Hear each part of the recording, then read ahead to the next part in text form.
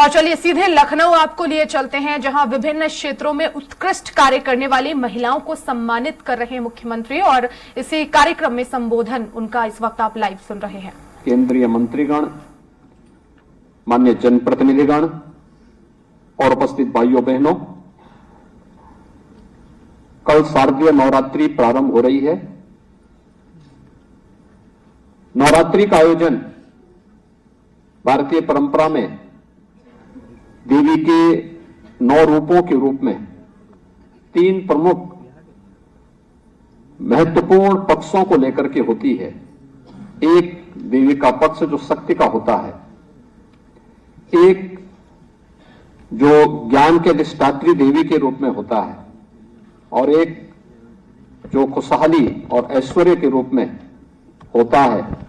और मुझे लगता है कि इसको आज महज संजोग न कहें, बल्कि यह उन तीनों के प्रतीक के रूप में तीनों नारियों का सम्मान आज यहां पर हम नवरात्रि की एक दिन पूर्व यहां पर कर रहे हैं, जिसमें श्रीमती रितु कैदान श्रीवास्तव जी, जो लखनऊ की ही बेटी हैं और इसरो की एक वरिष्ठ वैज्ञानिक हैं, चंद्रयान के सफलतम अभियान के उपरांत उनका लखनऊ आगमन हुआ है। राज्य सरकार ने उन्हें आमंत्रित किया, वे यहां पर आई हैं।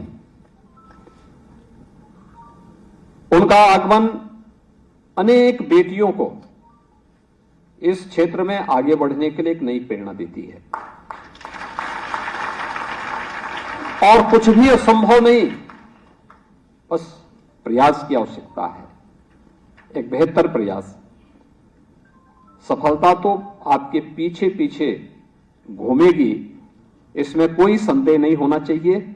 और उनकी सफलता ने यह एक संदेश दिया है, जो इस सफलता हमेशा इस बात को मानते हैं कि कुछ नहीं होने वाला है। वह इन तीनों व्यक्तित्वों ने, नारी गरिमा की प्रतीक तीनों, जो सशक्तिकरण की प्रतीक, जो तीनों बहनें यहां पर उपस्थित हुई इस मंच पर हैं, तीनों इस बात की प्रतीक हैं कि नहीं, सब कुछ हो सकता है, बस एक सत प्रयास की आवश्यकता है। वे यहां पर आए हैं और यहां लखनऊ उनका घर है, लेकिन कार्य कर रही हैं सुदूर दक्षिण में, कर्नाटक में कार्य कर रही हैं। स्वाभाविक रूप से उत्तर को दक्षिण से जोड़ने का कार्य है।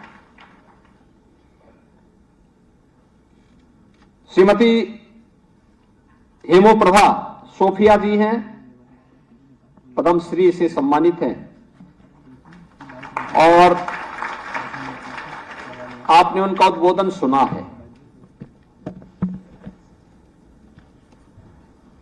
वे असमिया में बोल रही थी, लेकिन उनके सारे भाव हर व्यक्ति समझ रहा था।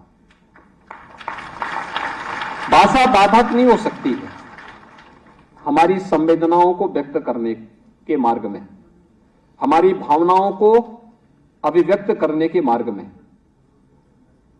उन्होंने अपने क्षेत्र में कुछ विशिष्ट योगदान किया। कैसे हम अपनी हाथ की कारीगरी के माध्यम से अपने हुनर को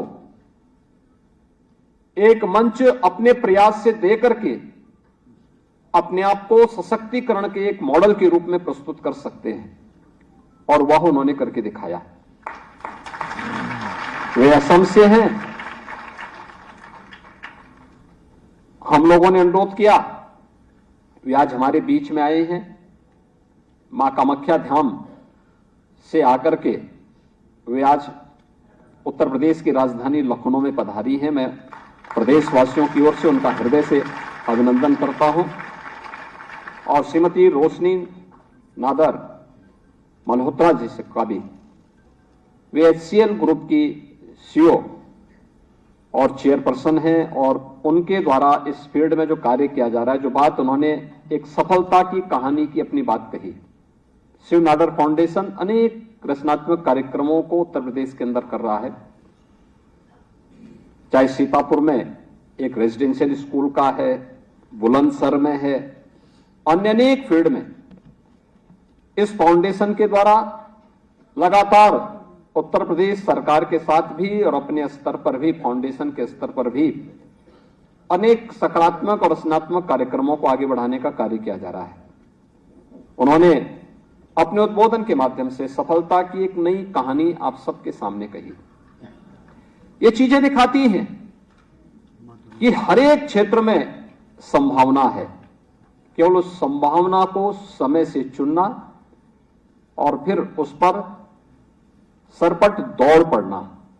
अगर हम इस फील्ड में आगे बढ़ने का प्रयास करेंगे तो सफलता फिर कहीं भी आपसे पीछे नहीं रहने वाली है। और इस सफलतम कहानी की 3 प्रतिमूर्तियों को आज यहां पर प्रदेश की राजधानी लखनऊ में सम्मानित करके मिशन शक्ति के 4th संस्करण को आगे बढ़ाने का सौभाग्य मुझे प्राप्त हो रहा है। मैं इस अवसर पर तीनों अतिथियों का प्रदेश सरकार की ओर से हृदय से स्वागत और अभिनंदन करता हूं। हम सब जानते हैं कि सन 2020 में हम लोगों ने मिशन शक्ति का कार्यक्रम ऐसे समय में प्रारंभ किया था जब पूरी दुनिया कोरोना जैसी महामारी की चपेट में थी। उन स्थितियों में बहुत सारे लोगों को नहीं लगता था कि आखिर क्या होगा, लेकिन इस शक्ति को मैंने तब पहचाना था जब कोरोना कालखंड में लॉकडाउन के दौरान भी और इसके उपरांत भी जब चुनौतियां आई थी, हर व्यक्ति अपनी जान बचाने के लिए भाग रहा था। और उस समय कुछ लोगों ने प्रयास किया कि एक नकारात्मकता पैदा की जाए, क्योंकि देश की सबसे बड़ी आबादी उत्तर प्रदेश में है, तो उत्तर प्रदेश के बारे में खराब और नकारात्मक माहौल बनाएंगे तो हो सकता है कुछ लोगों का उल्लू सीधा हो जाए, लेकिन अफवाह के माध्यम से अव्यवस्था पैदा करना। तो मुझे स्वयं फील्ड में उतरना पड़ा था। मैं जिस गांव में जाता था, मुझे उस गांव में लोगों की सेवा करते हुए, लोगों के बीच में कार्य करते हुए कोई ना कोई एएनएम, आशा वर्कर या आंगनवाड़ी की कार्यकर्ती वहां पर उस गांव में मुझे उनके बीच में कार्य करती हुई दिखाई देती थी।